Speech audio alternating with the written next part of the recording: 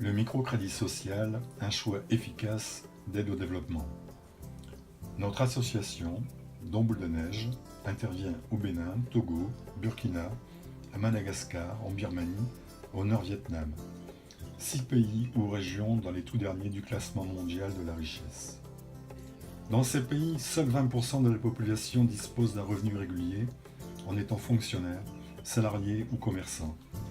Les 80% se débrouillent vaille que vaille pour ne pas mourir de faim, survivre en quelque sorte, même pas vivre. Pour cela, ils exercent tous, tant bien que mal, une petite activité.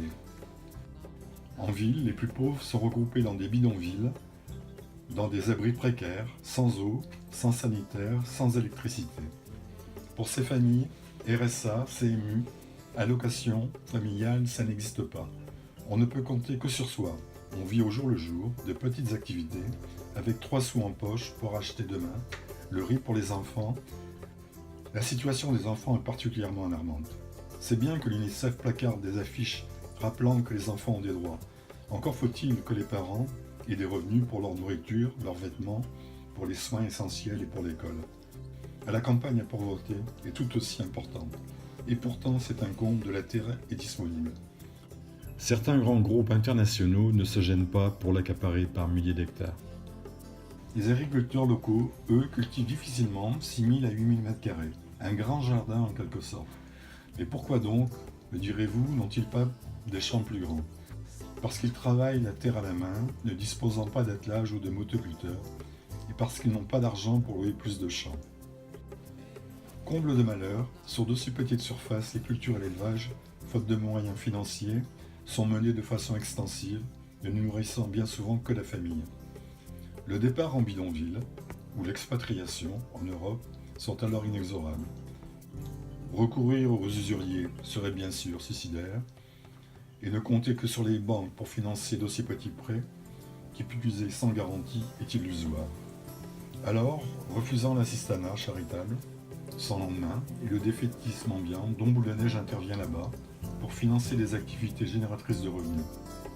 En ville, il s'agira de développer son petit commerce, sa petite restauration, son activité artisanale en empruntant pour acheter moins cher, en plus grande quantité, et non plus à crédit au jour le jour de la matière première, des produits à revendre ou à transformer, et de bénéficier ainsi de meilleures conditions d'achat.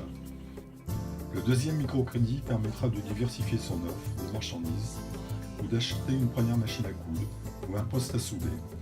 Il faut bien comprendre que le bidonville, c'est une somme de petits micro-entrepreneurs sans fonds de roulement.